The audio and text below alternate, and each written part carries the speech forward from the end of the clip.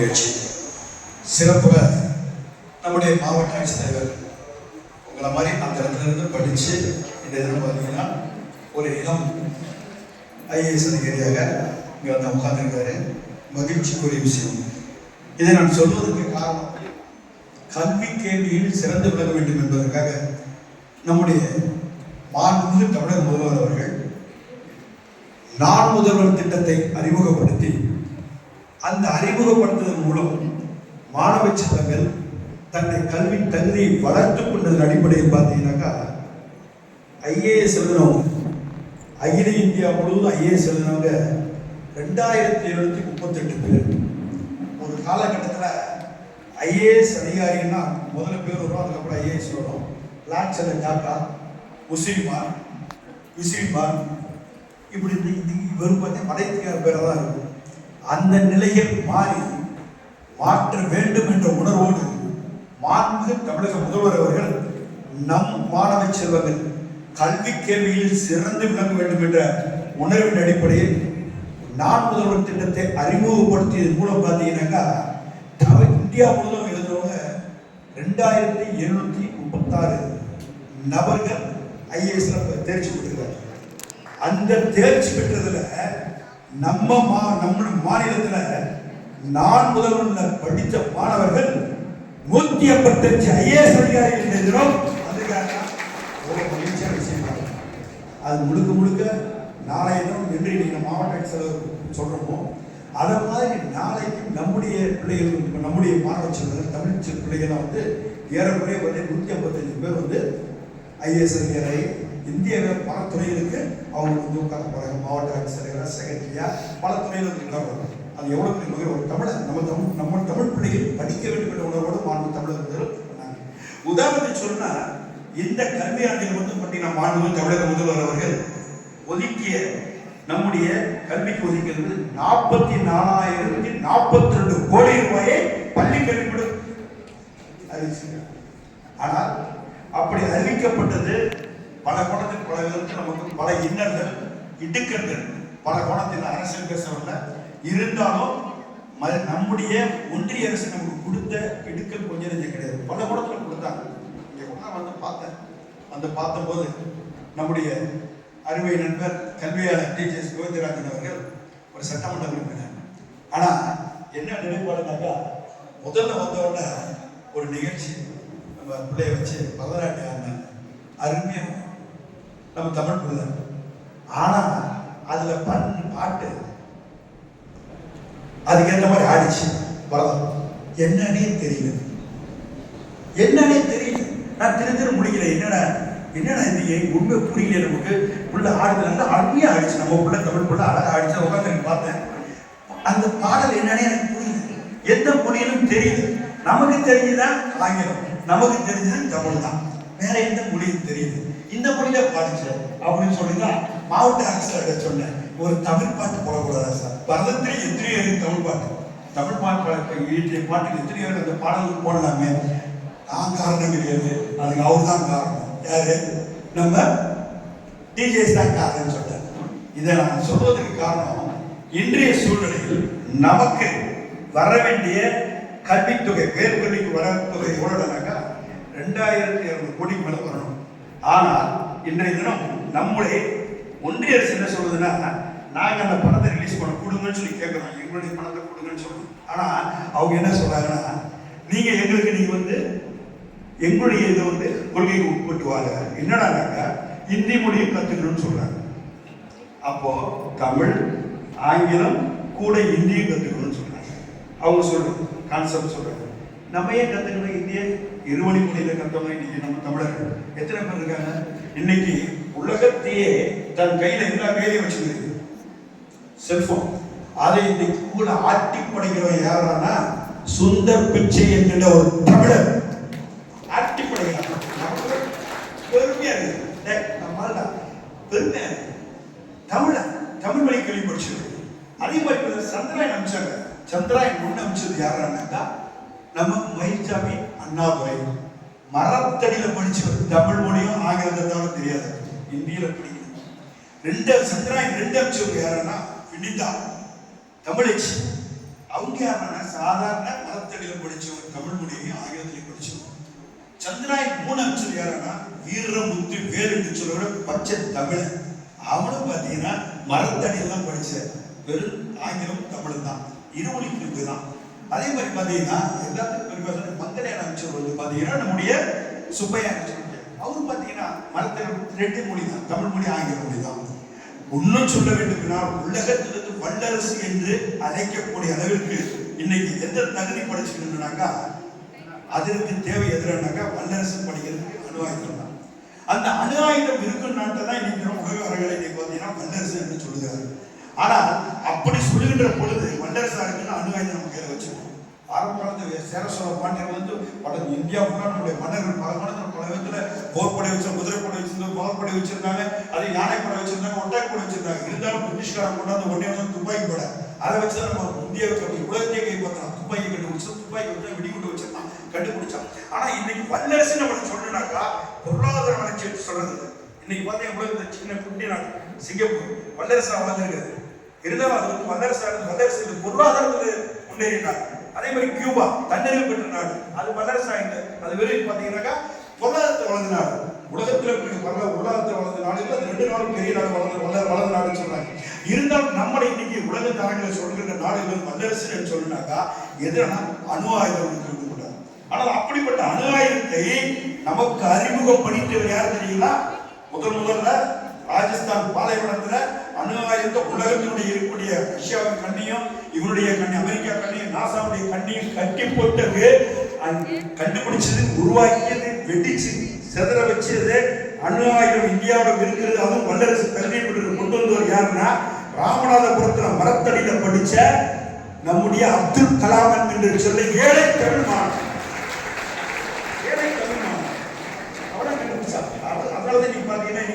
வல்லரசு ஏற்றுட்டு இருக்காங்க.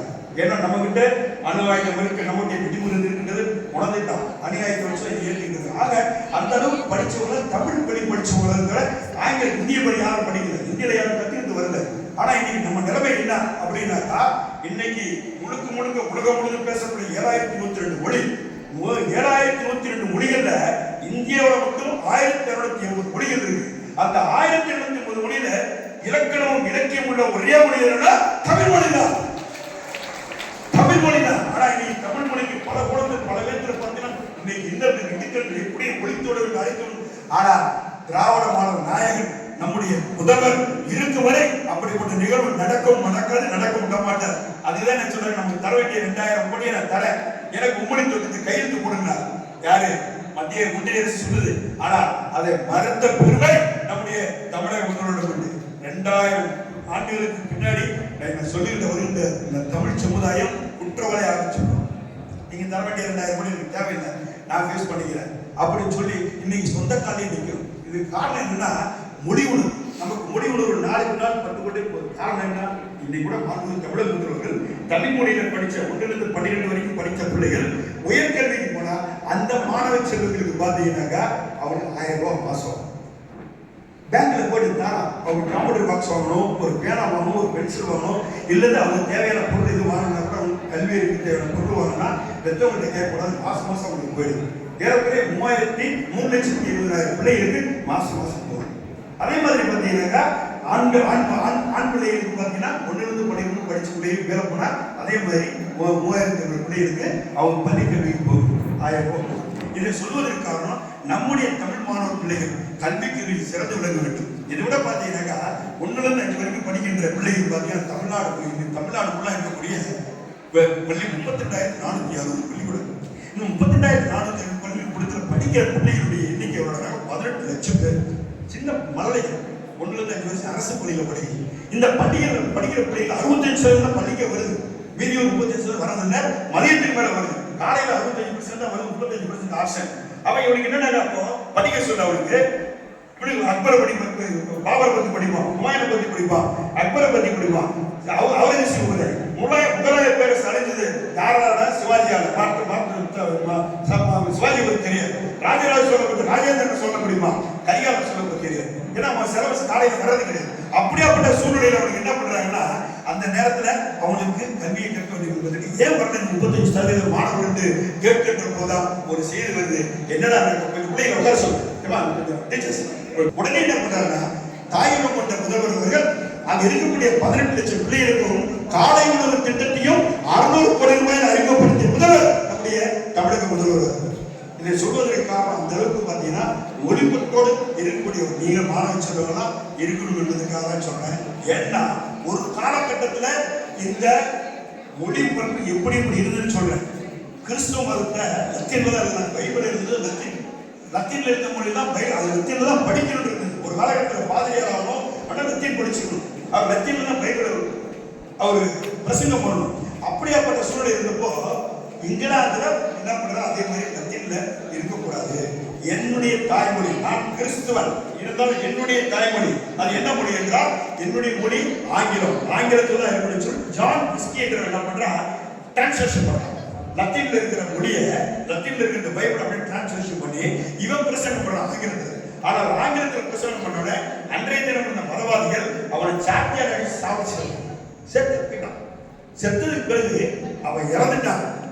இறந்தாலும் வரலாறு அவனை மறைக்கவில்லை. இன்னைக்கு என்ன தெரியுமா, இங்கிலாந்து பாராளுமன்றத்தில் ஜான் பிஸ்கியுடைய படத்தை வச்சு மொழிக்காக உயிர் திட்ட வேண்டும் சொல்லுகிறார்கள். இன்னைக்கு யார அந்த ஜான் பிஸ்கி பிரிட்டிஷ் ஏகாதிபதி இன்னைக்கு ஆண்டுதோறும் அவர் இறந்தனாலே அவங்க அனுஷ்டிச்சுட்டு இருக்காங்க. அதே மாதிரி முஸ்தபா கமால் பாஷா துருக்கியுடைய அதிபராக இருக்கிறார். அவர் என்ன பண்ண அரபுல இருந்தது குரான் மொழி. குரான் மொழி முழுக்க அரபுல இருந்தது. அந்த அரபுல இருந்த மொழியை என்ன பண்றாரு, அந்த அரபு தேவன் நான் அல்லாஹ்வை வணங்குகிறேன், அல்லாஹ்வை இறைவனாக ஏற்றுக்கொண்டிருக்கின்றேன், இருந்தாலும் என் மொழி எனக்கு பெரிய மொழி, என்னுடைய துருக்கிய மொழியில் தான் நான் படிப்பேன்னு சொல்லி அரபில இருந்த குரானை டிரான்ஸ்லேஷன் பண்ணி என்ன பண்றாருன்னா அவரு அரபு மொழியை துருக்கியில டிரான்ஸ்லேஷன் பண்ணி அவர் என்ன பண்றாரு நாடுக்குள்ள விநியோகம் பண்றாரு. நான் இஸ்லாமன் மறுக்கவில்லை, இருந்தாலும் திருவிழாளர் கூட பார்த்திருக்கோம். திருவிளையாடல் படத்தை நீங்க பார்த்துருப்பீங்களா, அந்த கருப்பை ஏற்படும் பெண்ணின் தலையில் இயற்கையான மனமா செயற்கையான மனமான வரும். அவன் வருகின்ற போது நக்கீரர் நம்முடைய தமிழ் சங்கத்தின் முதன்மை புலவர் அவரு யார்கிட்ட வாதம் பண்றாருன்னா சிவனாலேயே வாதம் பண்றாரு. அவர் சொன்ன நக்கீரரை என்னை பார்த்து சொல்றார், குற்றம் முடிந்தது நீங்க தான், இருந்தாலும் நெற்றிக்கல் குற்றம் குற்றமே பிழை தமிழ்ல இருக்க சொன்னது அவன் நக்கீரர். ஆக அந்த அளவுக்கு பாத்தீங்கன்னா மதத்துல நம்ம பல கருத்து பல இந்தியாவில் இருக்கக்கூடிய காஷ்மீர் கன்னியாகுமரி பல மதத்தை சார்ந்தவர்கள் இருந்தாலும் அந்த மதத்தை சார்ந்தவர்கள் பல மதத்தில் இருந்தாலும் அவங்க மொழியில தான் இருக்கணும்னு சொல்லி விரும்புறாங்க. அந்த அடிப்படையில் நம்ம மொழியில் இருக்கணும் தவறே கிடையாது. கிறிஸ்துவ மதத்தை பரப்புவதற்கு கூட பார்த்தீங்கன்னாக்கா தன்னுடைய சீடர்கள் 12 பேரோட உட்கார்ந்து பேசுறாரு. தரிசனத்துல ஒரு மலைக்கு வகையில் பேசுறாரு. அந்த மலை வகைக்கு ஒரு ஒளிவு மலை என்று பேர். அந்த ஒளிவு மலையிலிருந்து பேசும்போது என்ன தெரியுமா பேசுறாரு, நம்ம எல்லாம் உட்கார்ந்து பேசும்போது நம்முடைய கிறிஸ்துவ மதம் பரவ வேண்டும் அப்படின்னா எந்தெந்த மொழிகளை தேர்ந்தெடுக்கலாம், அப்படி தேர்ந்தெடுக்கின்ற போது எந்தெந்த மொழியை தேர்ந்தெடுக்கலாம், தேர்ந்தெடுக்கப்பட்ட மொழி எதுனாக்கா அவங்க உலக முழுக்க இருக்கிற 35 மொழி தேர்ந்தெடுக்கிறாங்க. அந்த 35 மொழியை எப்படிதான் தேர்ந்தெடுக்கிறாங்க, மேக்ஸ் என்ன பண்றாங்கன்னா அவங்களுக்கு இலக்கணம் இலக்கியம் இருக்கும். அந்த மாதிரி தொன்மை பழமை வாய்ந்த மொழி அந்த மொழியை தேர்ந்தெடுத்து உலக முழுவதும் தேர்ந்தெடுக்கிறாங்க. அப்படி 7032 மொழி அப்பயே இருந்தது. அப்படி 7032 மொழி தேர்ந்தெடுத்தது 35 மொழி. இந்தியாவில் எந்த மொழி தேர்ந்தெடுத்தாங்க, ஜீசஸ்னாக்கா 1660 மொழி இருந்த மொழிகள்ல நம்ம தமிழ் மொழியை மட்டும்தான் ஜீசஸ் தேர்ந்தெடுத்தது. 35 மொழியில 9வது மொழி தமிழ் மொழி. அது நான் சொல்வது பொய்யாக இருந்தாலும் இன்னைக்கு ஜெருசலத்துல போனா ஜெருசலத்துக்கு ஒளிவு மலை என்ற புகை கல்வெட்டுல பாத்தீங்கன்னா 9வது மொழி தேர்ந்தெடுத்த மொழி கிறிஸ்துவ ஜீசஸ் அவர் தேர்ந்தெடுத்த மொழி தமிழ் மொழி. அந்த அளவு பெருமையும் பழமை வாய்ந்த மொழி நம் தமிழ் மொழி. ஆக அப்படிப்பட்ட தமிழ் மொழி இன்னைக்கு எந்த அளவுக்கு பல மனதில் பல விதத்தில் சீரழிக்க பார்க்கிறாங்க, சிறைக்க பார்க்கிறாங்க. எந்த குடத்தில் நம்முடைய பிள்ளைகள் வாழ்க்கை தரத்தை உயர்த்தக்கூடாதுன்னு பார்க்கிறாங்க. உதாரணத்துக்கு சொன்னா 2 மாடு வச்சிருக்காங்க. 2 மாடு வச்சிருக்காங்கன்னா இது புரட்சி அந்த பாரதிதாசன் சொன்ன கருத்து. 2 மாடு வச்சிருக்காங்க. இந்த 2 மாடையும் அவன் வச்சுக்கிட்டு ஒரு மாடை எனக்கு ஒரு மாடை இவருக்கு கொடுத்தானா அது சோசியலிசம். நான் ஒரு மாடு சோசியலிசம். அதே 2 மாடு வச்சிருக்கிறவன் 2 மாடை வச்சுக்கிட்டு அந்த 2 மாட்டை பால் கலந்து அந்த பாலை அரசாங்கத்தை ஒப்படைச்சு தனக்கு மட்டும் பாலை வாங்கினா கம்யூனிஸ்ட். அதே கம்யூனிஸ்ட். அதே 2 மாடு வச்சிருக்கிறவன் அந்த மாட்டை பால் கலந்து அவனே விற்று அவனே காசு ஆக்கிட்டு இருந்தானா அது ஜனநாயகம், டெமோக்ரஸி. அதே 2 மாடு வச்சுக்கிறவன் ஒரு மாடு ஆண் மாடாகவும் முன்னூறு திருமணம் வச்சு இனவருக்கு பண்ணி அதை வியாபாரம் பண்ணனா அது கேபிட்டலிசம், முதலாளி. அதே 2 மாடை வச்சுக்கிறவன அரசாங்கம் அவனை அடிச்சு புட்டி சாவடிச்சுட்டு இவன் எடுத்துட்டு போயிட்டா அது பேரு நாசிசம். அதே 2 மாடு வச்சிருக்கிறவன கொண்டாந்து 2 மாடு வச்சிருக்கிறவன அவங்ககிட்ட இருக்க மாட்டியும் குடிக்கிட்டு அவனுக்கு பாலை இவங்க அரசாங்கம் இருந்து அவனுக்கு வித்தா அது பேரு பாசிசம். நல்லா கவனிக்கணும். ஜனநாயகத்தில் பாசிசம் வரைக்கும் சொன்னேன். இது நல்லா தெரியும். இன்னைக்கு நடக்கிறது என்னன்னா, நம்முடைய பணம் இன்னைக்கு எக்ஸாமுக்கு நீங்க பணம் கட்ட போற மாணவ செல்வங்கள் கட்டிருப்பீங்க. ஆனா கட்டக்கூடிய மாணவ செல்வங்கள் நீங்க கூட என்ன பண்ணி தெரியுமா, பணம் கட்டுறதுக்கு ஜிஎஸ்டி ஒன்று கட்டிருக்கீங்க. அந்த ஜிஎஸ்டி யாரு? நம்ம வீட்டு பணம், நம்ம அரசு மத்திய அரசு கட்டுற பணம். இருந்து நம்ம வாங்கக்கூடிய ஒவ்வொரு பொருள் இங்க வைக்கிற திருநூறு கூட பாத்தீங்கன்னா 18%. ஆனா குஜராத்தில் தயாரிக்கக்கூடிய வைரத்துக்கும் வெளிநாட்டில் இருக்கக்கூடிய பெரிய தொழிலாளர்களுடைய வைரத்துக்கும் அங்க இருக்கக்கூடிய தங்கத்துக்கும் அங்க செய்யக்கூடிய ஜுவல்லரிக்கு பாத்தீங்கன்னா 3%. இங்க திருநூறு குங்குமத்துக்கும் 18%. எப்படி கட்டுறோம்? நம்முடைய வரி பணம். நம்ம வாங்குற ஒவ்வொரு பொருளுக்கும் ஜிஎஸ்டி கட்டுறோம். ஆனா இன்னைக்கு நம்ம பள்ளிக்கூட உலகத்திலேயே பள்ளி மாணவர்களுக்கு கூட அந்த எக்ஸாம் ஃபீஸ் கட்டினா அதை ஜிஎஸ்டி வாங்குற ஒரே அரசு இந்தியாவில் என்னன்னா நம்ம மத்திய அரசு தான். ஆனா அதையெல்லாம் உடைத்தெறிய வேண்டும். நம் தமிழ் மாணவ பிள்ளைகளாம் வாழ்க்கையில பலத்தில் கல்வியில் கேள்வியில் சிறக்க வேண்டும் என்பதுதான் நம்முடைய மாண்பு தமிழக முதல்வர்கள். இன்றைய பாத்தீங்கன்னா இங்கே தமிழகத்தில் இருக்கின்ற மாணவ செல்வங்களுக்கு இது போன்ற ஐஏஎஸ் தேர்வு, ஐபிஎஸ் தேர்வு, அதுக்கெல்லாம் இன்னைக்கு முன்னுரிமை. அதே போல மாணவ செல்வம் கடனை அள்ளி கொடுக்குற உதாரணம் சொன்னா, இன்னைக்கு நம்ம 15 பிள்ளை இங்க வாங்குறோம். 1 கோடி 70 லட்சம் கொடுக்க போறோம். இங்க மேடையில் கொடுக்கிறோம்.